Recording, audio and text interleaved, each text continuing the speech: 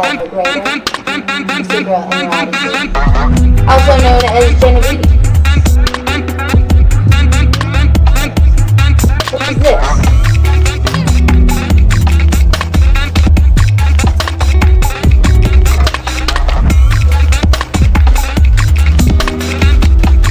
Flashing lights, flashing.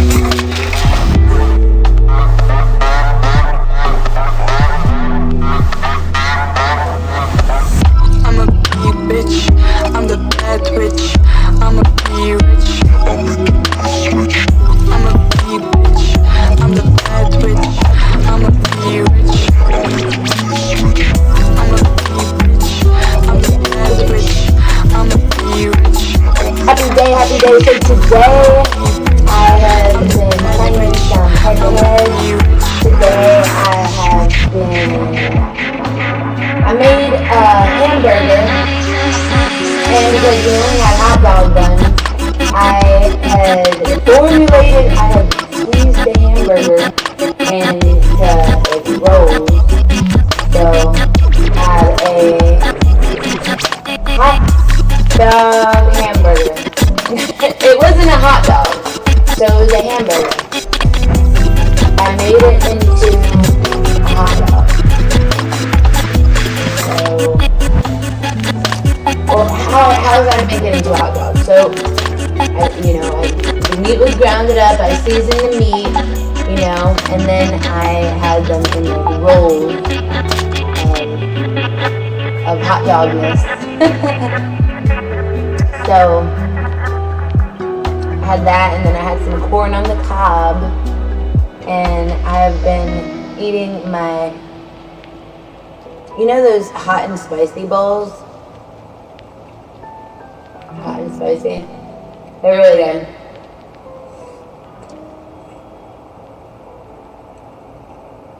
I would definitely recommend. I'm having the hot and spicy with some coffee, so let's see how it turns out.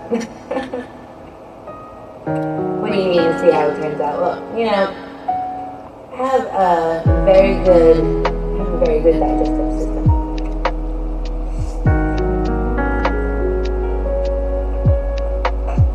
Digestive health is important. Don't forget. Have a little. Oh gosh, God, I took a little.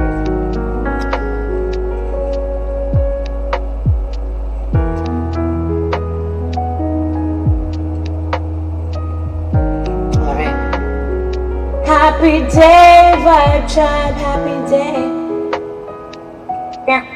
I'ma be bitch, I'm the bad witch. I'ma be rich. Make it rich. I'ma be bitch, I'm the bad witch.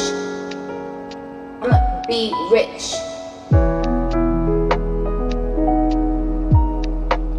Definitely it's in the cards.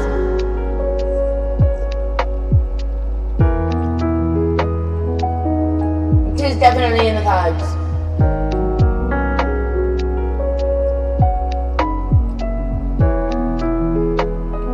So, reading from Pinterest. Did you know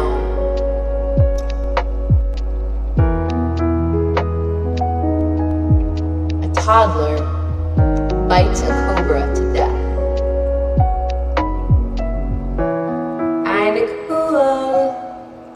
Kinda cool.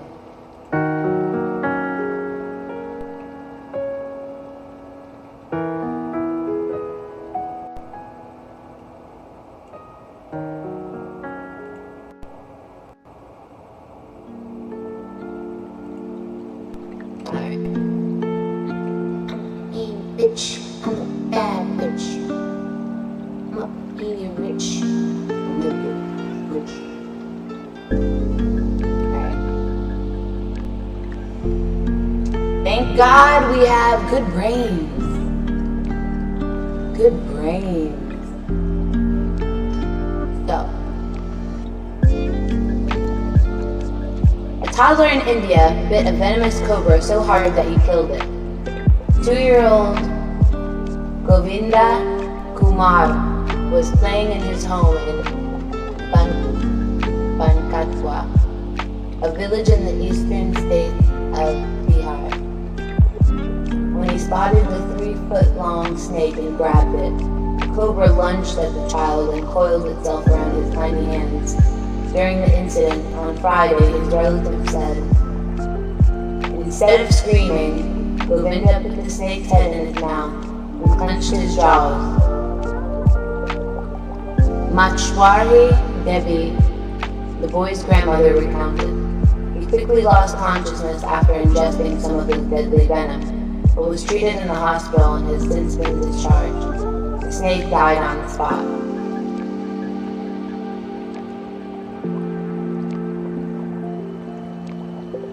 Isn't that cool? Isn't that cool, guys?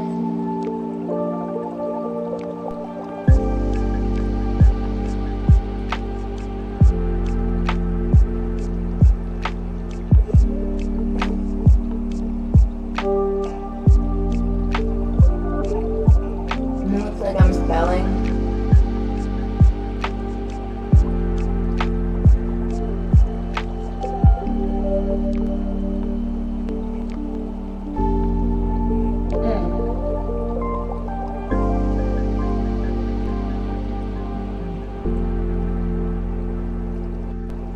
I was gonna read this.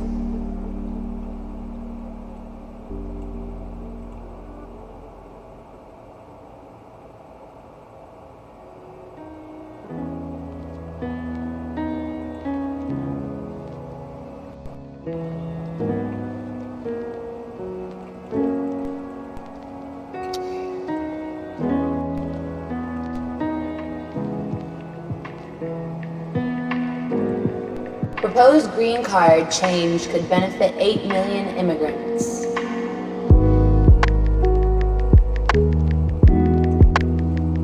Senator Alex Padilla, a California Democrat, introduced a bill he said could make it easier for 8 million immigrants to obtain a green card. Why it matters? Immigration reform has stalled in Washington as Democrats and the Republicans have struggled to reach consensus on what remains one of the most sharply divisible political issues facing the country. Immigration remains one of the most critical political issues, particularly amid President Donald Trump's mass deportations and increased immigration enforcement, which has drawn scrutiny from immigration advocates. Trump has said that his administration would target criminals, but there have been reports about people without a criminal past being swept up by immigration and customs enforcement, ICE, raids over the past few months. Padilla's office said his bill, if it becomes law, could provide relief to millions of migrants, including dreamers, people holding temporary protected status, children of long-term visa holders, essential workers, and highly skilled professionals.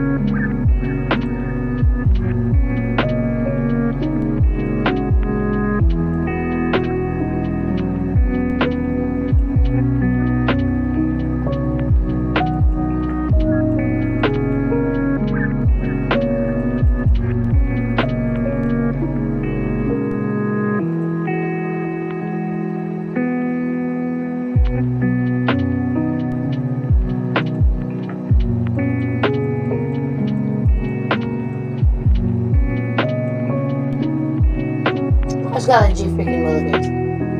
Can you hear? Can you hear it?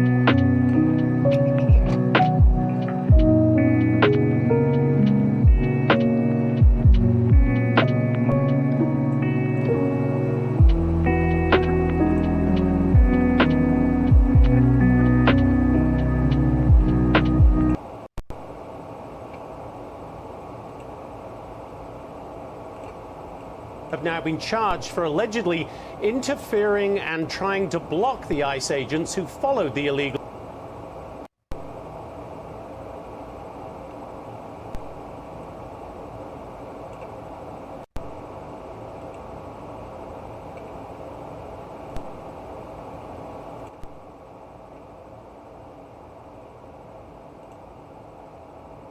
Breaking this hour, a Fox News exclusive. A pair of medical workers who blocked ICE agents from arresting an illegal immigrant in California are now facing criminal charges. Hello and welcome, everyone. I'm Sandra Smith in New York, and that exclusive reporting from our own Bill Melugin, who we have the pleasure of joining us today. Bill, great to see you. Hey, Sandra, great to see you as well. Happy Friday to you. I'm Bill Melugin here in Los Angeles. This is America Reports. This is reporting we just got within the last hour or so. The two suspects here now both facing federal obstruction charges, and law enforcement sources confirming to Fox News one of them was arrested earlier this morning. Yeah, Chief Correspondent Jonathan Hunt, he's got the very latest for us live right now. Jonathan, what are we learning? Good afternoon, Sandra. Well, this incident happened on July 8th in Ontario, about 30 miles east of Los Angeles. According to the criminal complaint, ICE officers were conducting, quote, roving immigration-related operations when they followed a truck that made a sharp turn into the parking lot of a surgery center. The officers then, quote, decided to conduct a consensual encounter with the three adult males who were inside the truck. Two of them ran. One, who according to the ICE affidavit was, quote, later identified as an illegal alien, ran into the surgery center, and that's where staff at the center got involved.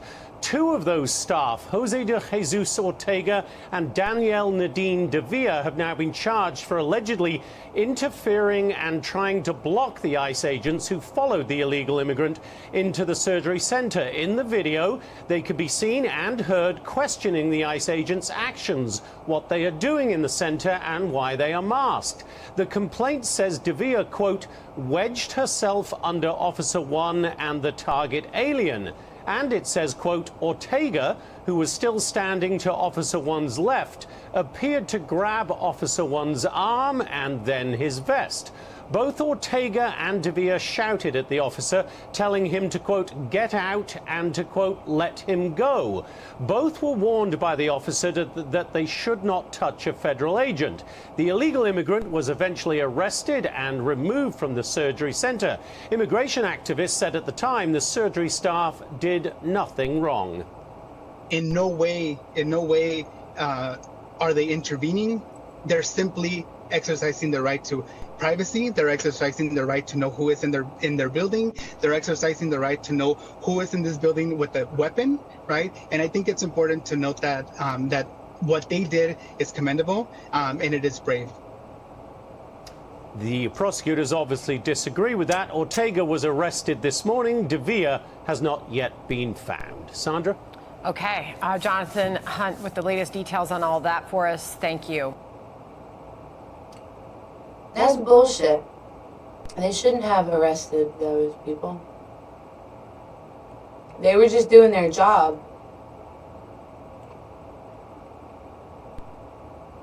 They were just doing their job.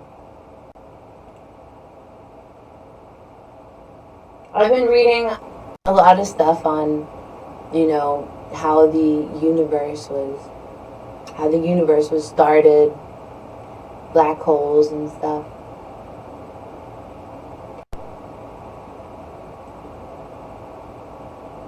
In 1859, the British astronomer Richard Carrington was looking at the sun observing sunspots when he noticed a flash of bright light coming from the sun, which lasted about 5 minutes.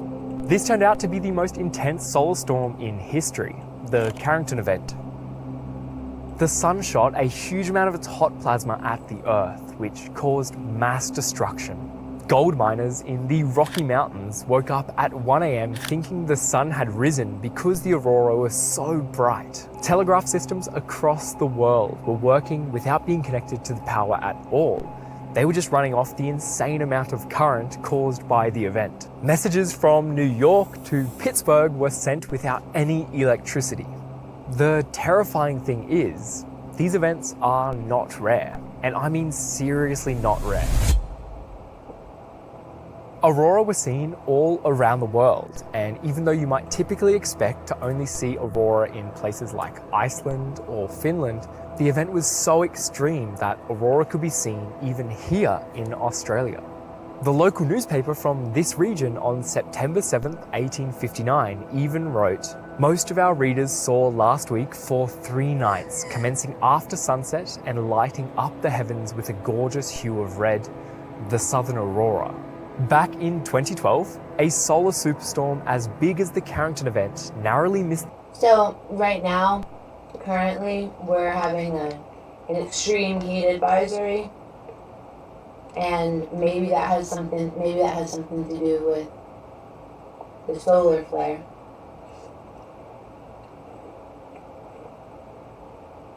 The Earth by just 12 days. And these events come in cycles. Every 11 years, the sun's magnetic field completely flips, which causes a ton of solar activity. And we are entering the next solar maximum right now. So the real Over question 100 is, degrees what would today. happen if the Carrington event happened again today? Because in the modern age,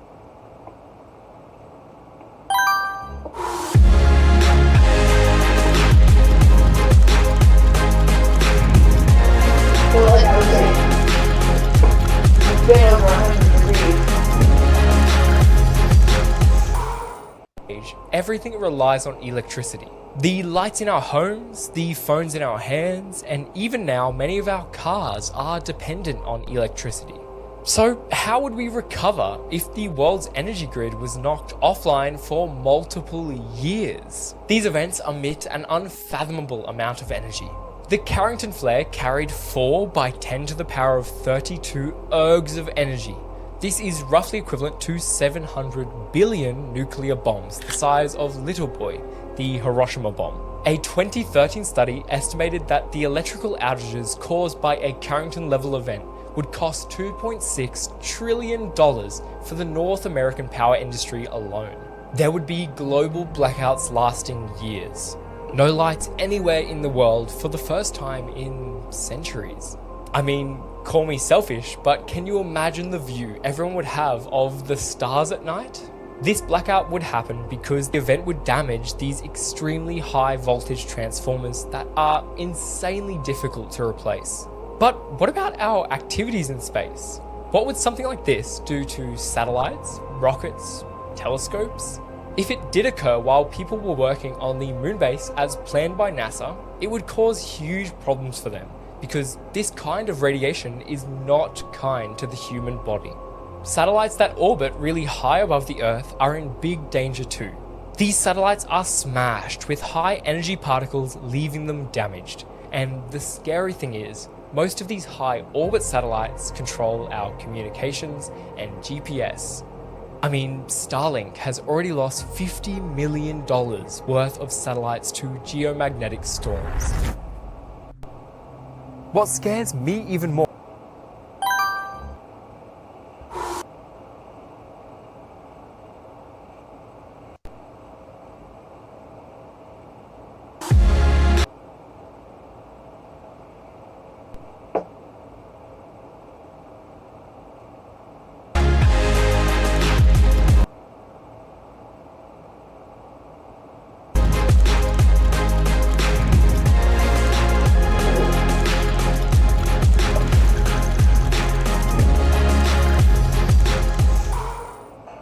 is the Carrington event, which is the biggest solar storm in recorded history, is actually relatively small compared to older events. Scientists were able to look at the tree rings in ancient forests like this one and measure carbon-14 atoms in each ring. Spikes in the carbon-14 atoms suggest a super flare occurred in that year. And they found huge spikes in the years 774 and 994. And for these events to be found in the tree rings, they would have had to have been massive, maybe 10 times or even 100 times bigger than the Carrington event. So why do these crazy events keep happening, and why do I think we're entering the most dangerous period for solar activity of the entire decade? Well, just like the seasons, the sun actually has cycles. Every 11 years, the sun's magnetic field flips, causing an increase in solar activity. During these maximums, the sun is extremely active, regularly emitting CMEs. Our current cycle started back in 2019, and it will reach its maximum in the year 2025. We still don't fully understand these cycles, and we are always learning more. But there is one thing that is for certain. We need to be prepared for 2025. Well, I guess the ultimate question is, what can we actually do to protect ourselves? And it all starts with detecting it, to give everyone as much warning as possible. Using the SOHO spacecraft, we are constantly looking for these ejections of mass to see if they are aimed at us. And when we do see one heading for us, we can calculate when it will arrive. And based on the speed, this normally gives us around 12 to 48 hours worth of warning. This time is precious, so everyone will need to act quickly. Governments need to sound alarms and order all energy grids to be shut down and disconnected.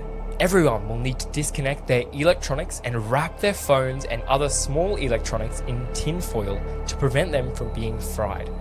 Satellites will be put into safety mode to protect them from being damaged. If everything is done quickly, we will be able to reconnect the grid and start everything back up. Hospitals and other emergency services require electricity, and under these conditions, they simply can't have access to the power that they need. So people would likely die as a result of it. Your car would probably be okay, but many of the electronic components would be completely fried. The screens, the charging ports, and the reversing cameras would all probably be destroyed. The odds aren't insanely high, but the danger is definitely real. Some scientists believe that there is a 12% chance we will be hit by a Carrington-level event in the next 10 years, and we're about to enter the most dangerous period. The solar maximum. If there was an asteroid heading for the Earth, everyone would be going crazy. But these things are quiet. Solar storms strike in the darkness and pose a threat to the entire globe. It's not a matter of if one hits us, but when. And when it does, we need to be prepared. Everyone grab your aluminum foil hats.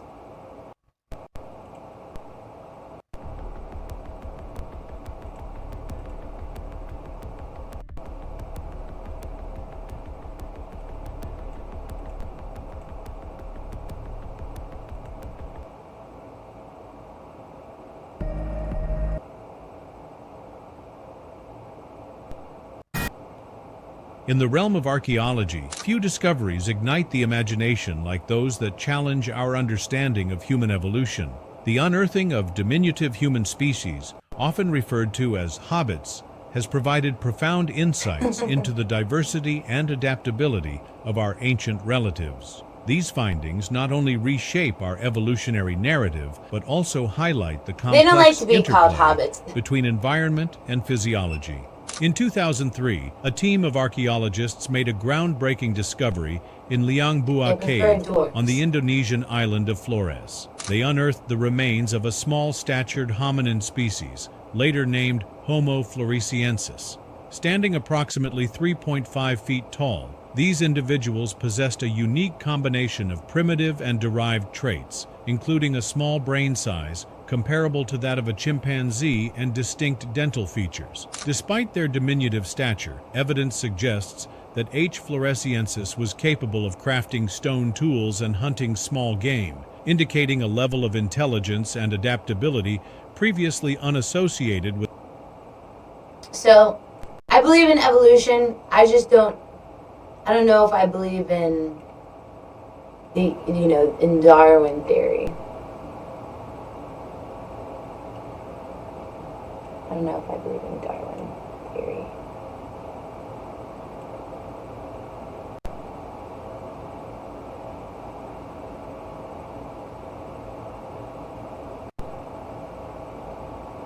and it's currently well past Pluto, and it has shown us many things about our solar system.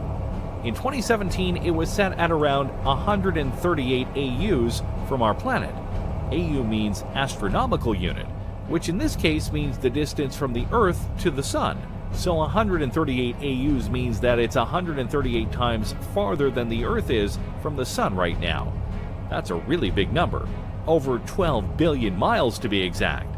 That's the farthest anything from man has traveled in space. Theory. One of its crowning achievements was a photograph showing a set of sunbeams, and in one of those sunbeams was Earth. It was a dot in a grander scale photograph of our solar system.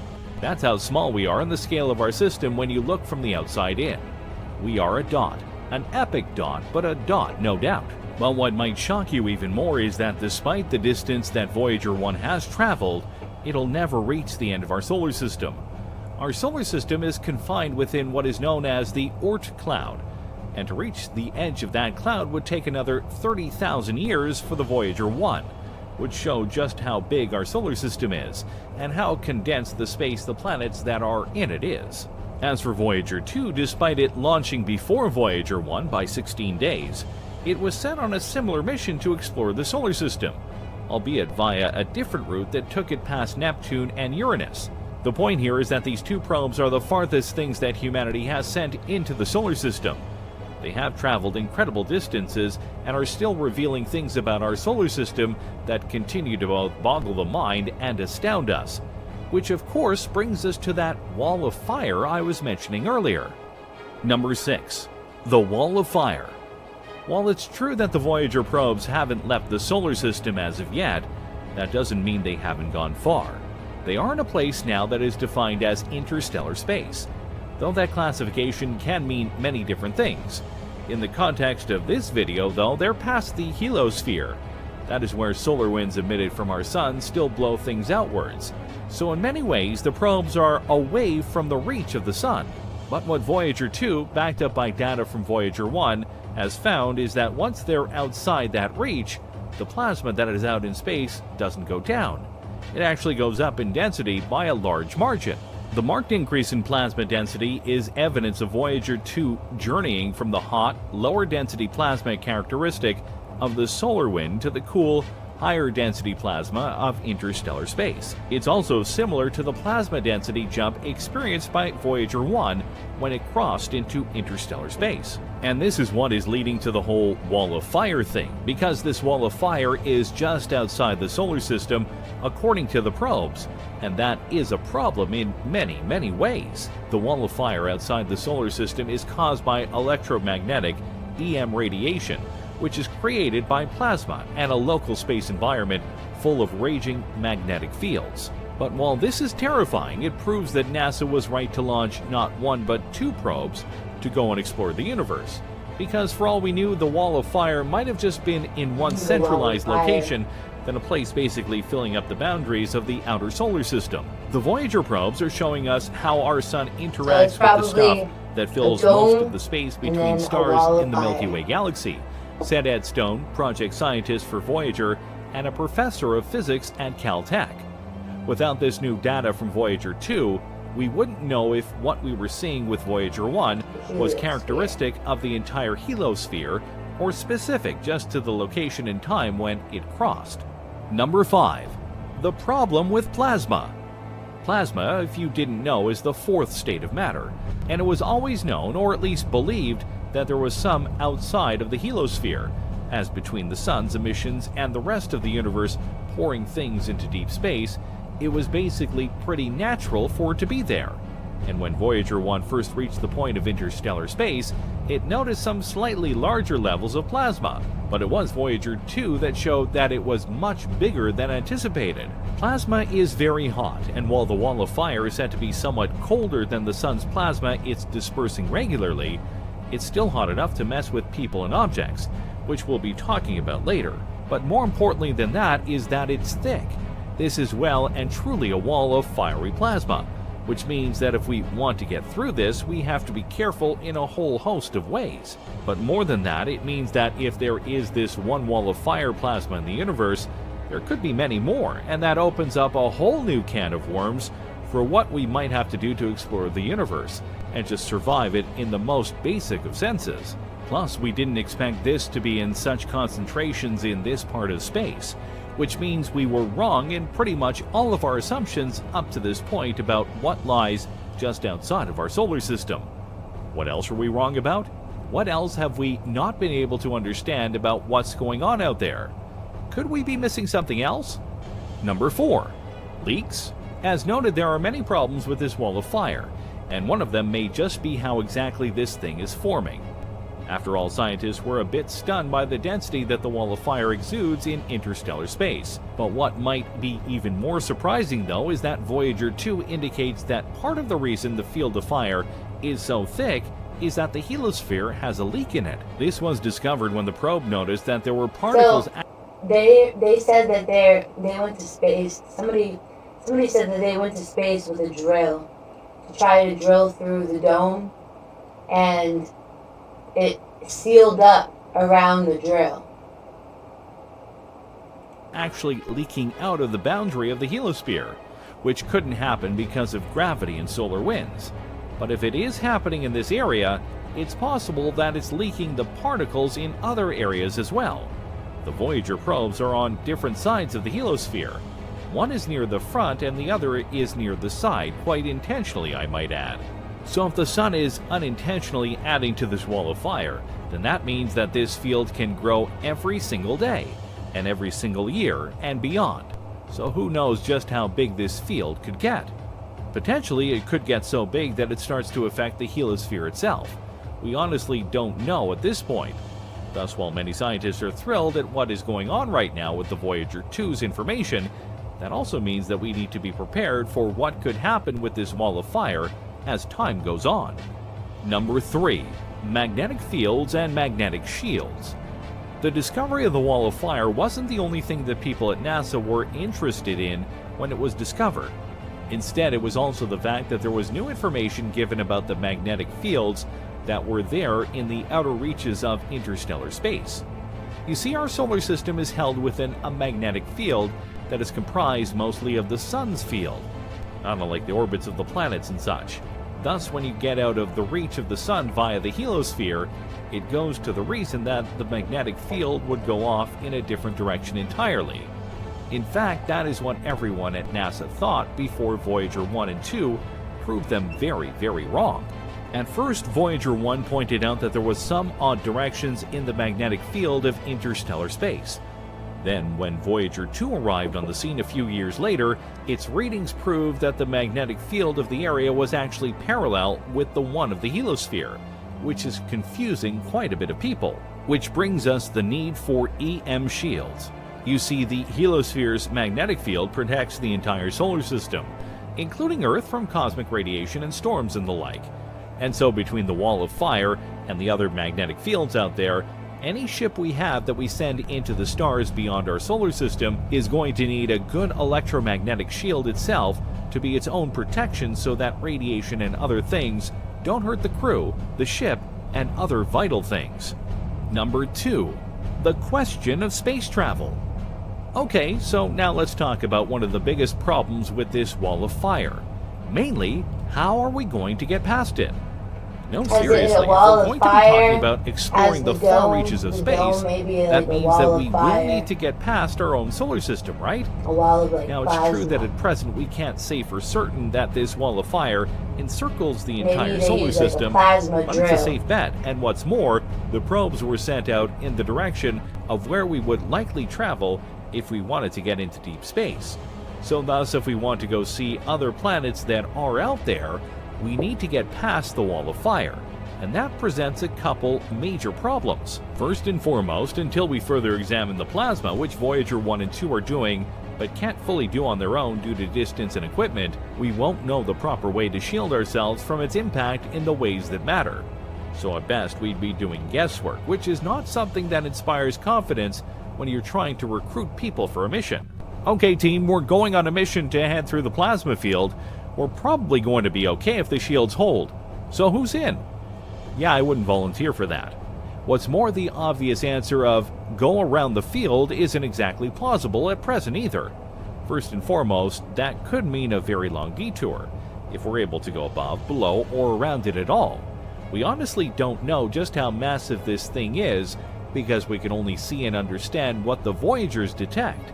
So we obviously need more data before that option becomes viable.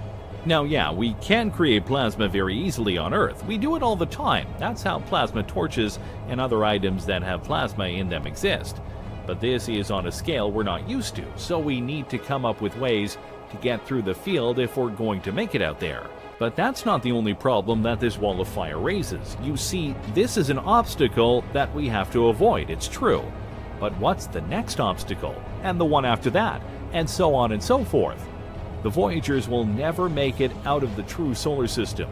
So who knows what else is out there in deep space that we will have to try and get through. Space is still a mystery to us, and if we're not fully ready for what's out there, it will kill us. Number 1. Space. The final frontier. There have been a lot of interesting things going on in space recently that have gotten the attention of NASA and other space agencies. This is just the latest in that string. But when you put that string together, you get a pattern, and that pattern clearly states, we don't know jack about the universe. Think about it, there is a literal wall of fire just outside the heliosphere, and yet we haven't been able to truly see it until 2019. We found whole other galaxies, planets that may be like Earth, yet we can't see something outside our own system. The universe is so vast that we need to keep exploring it, looking at it, and doing whatever it takes to learn as much as we can. Not just for knowledge's sake, but for the sake of humanity in the future. Our goal is still to try and explore the cosmos, and the more we know, the more we can prepare, the more we'll truly be able to survive and enjoy the final frontier. And it's currently well past Pluto, and it has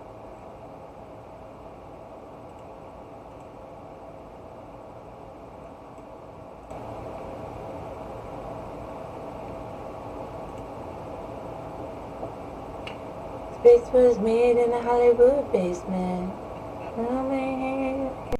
Singing songs, Californication.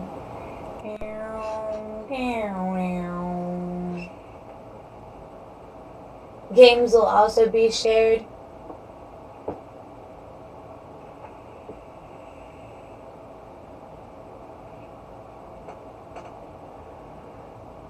They have completed to give it gay banned.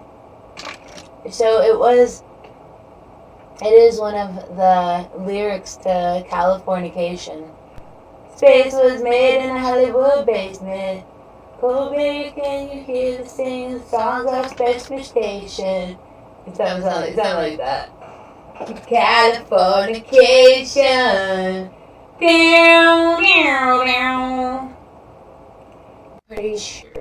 Pretty sure it is some lyrics from Californication.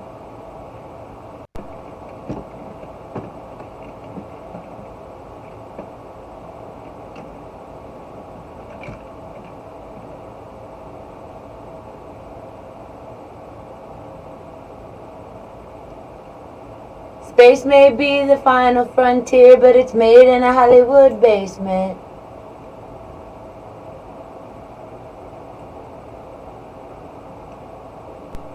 Psychic spies from China trying to steal your mind's elation. And a little girl from Sweden dreams of silver screen quotation. And if you want these kind of dreams, it's Californication. It's the edge of the world and all of Western civilization. The sun may rise in the east, and at least it settled in a final location. It's understood that Hollywood sells Californication. Pay your surgeon very well to break the spell of aging. Celebrity skin, is this your chin, or is that war you're waging? Firstborn unicorn, hardcore softborn, dream of Californication.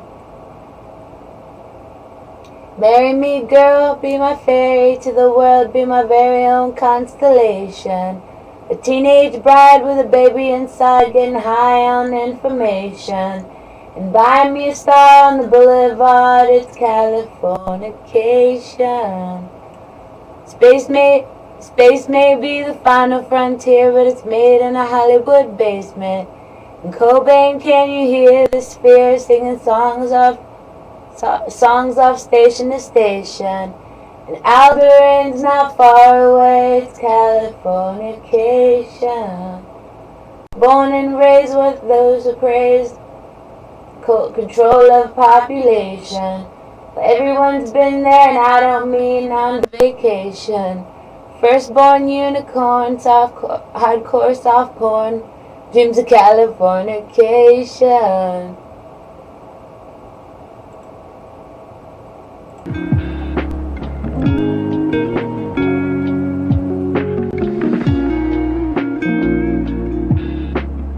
That was the first time I read the lyrics to Californication.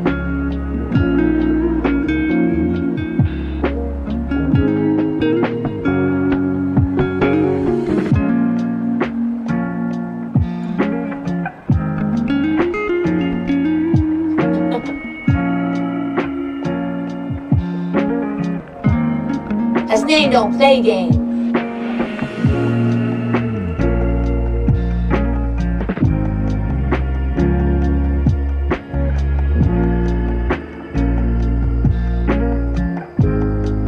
Talking about him. His name? I mentioned him. Said happy day, his name. Little 2 or big 2? Lovely. Love me, love me. Say that you love me. Need me. Say that you need me.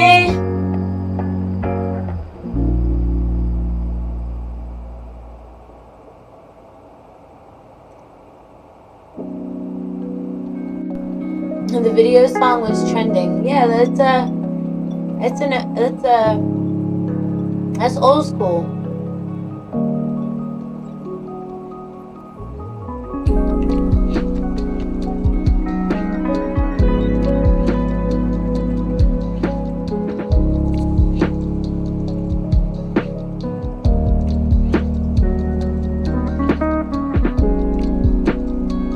Be my very own consolation. The baby inside getting high on information. Space was near to the front of hot rod.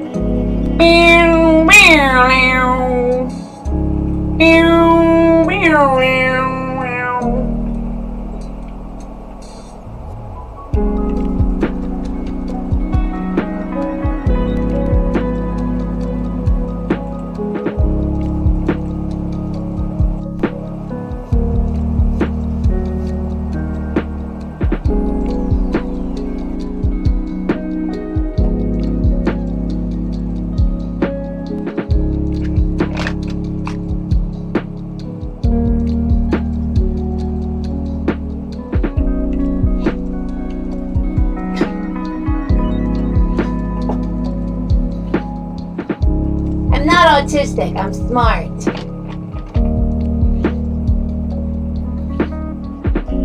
So I've been complaining for a while about my ADHD medication, and it finally came in. I'm like, oh, did I take my ADHD medication today? No. Alright, so I'll have it now.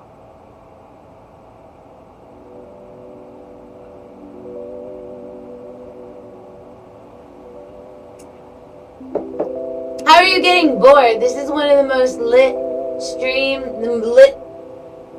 rooms on freaking line. What is this boredom you speak of? Yes.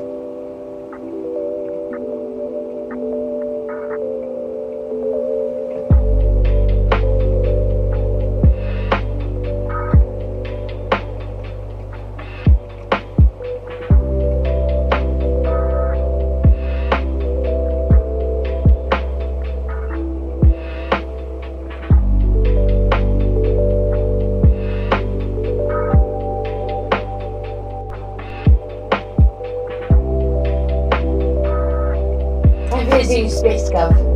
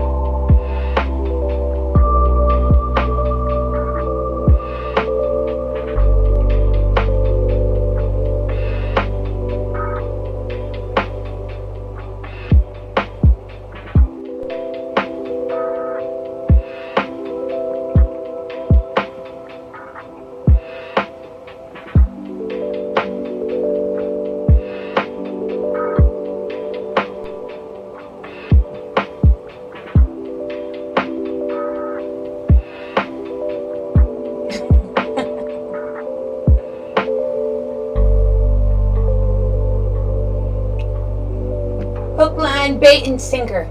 What is it? Hook, line, sink it. What is it? Where is that? Ooh.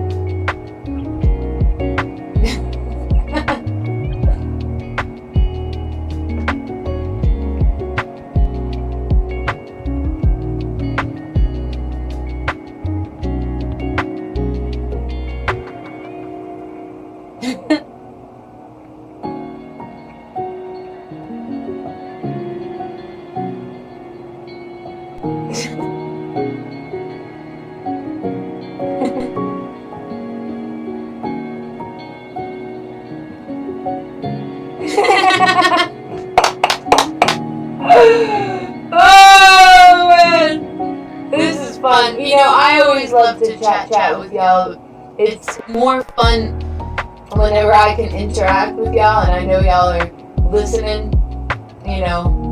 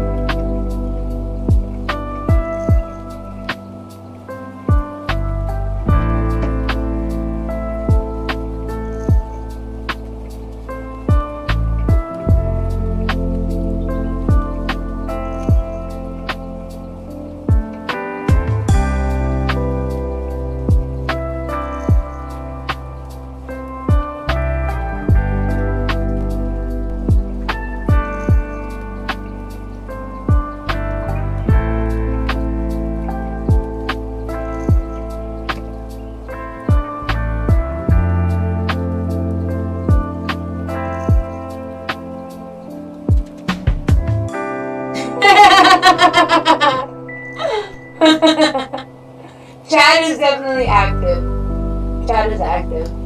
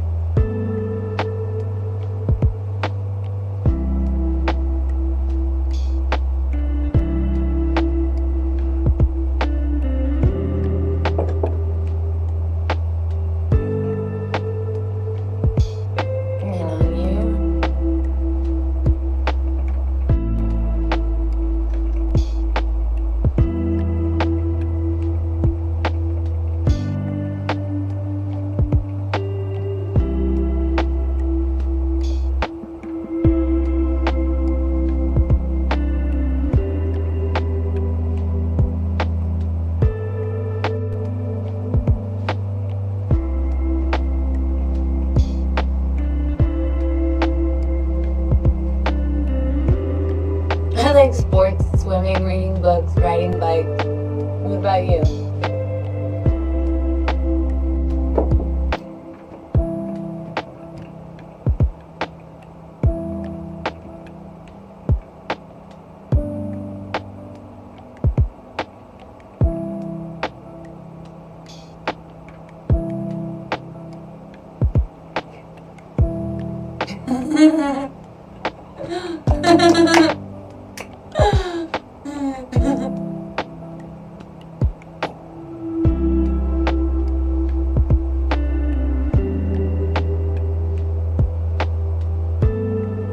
Do you know someone named Ahmed?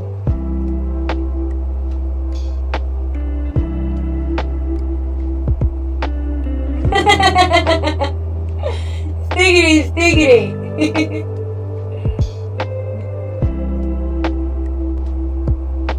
Dude, no kidding. I actually enjoy swimming. I also love to do sports such as bowling and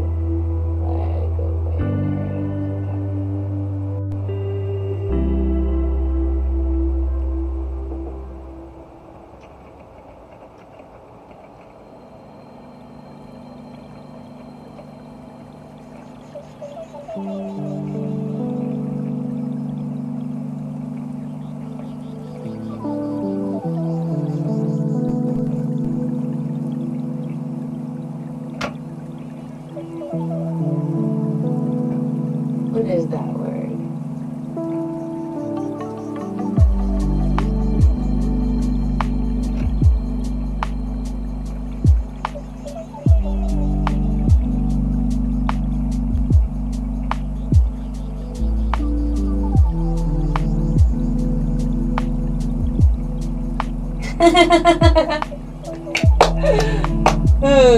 How do you piss off somebody in, a whole room of people?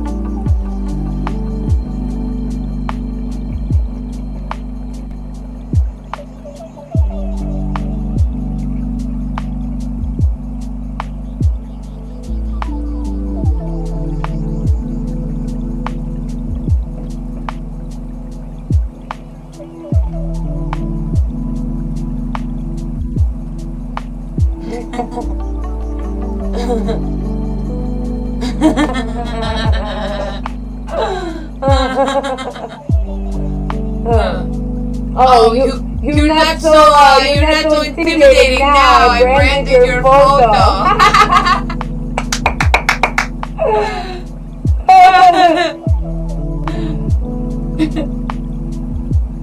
Botched to withdraw anyone?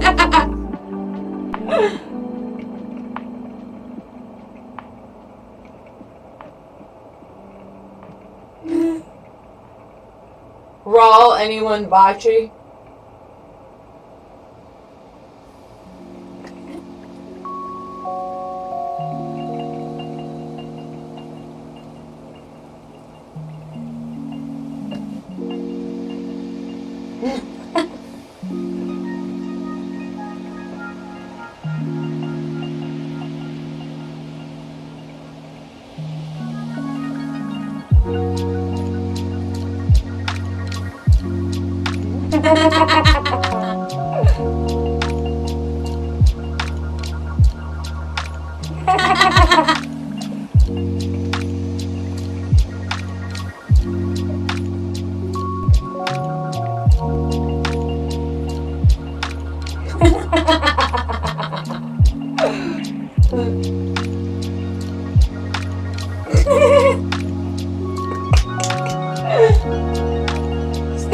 Stiggity.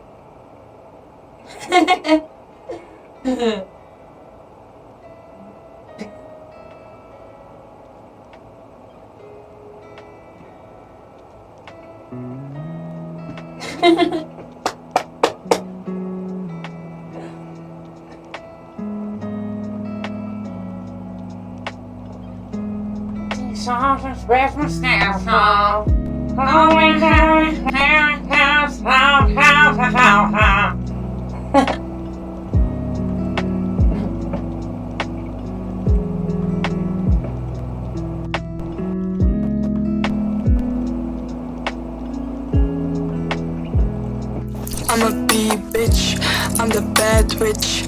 I'ma be rich.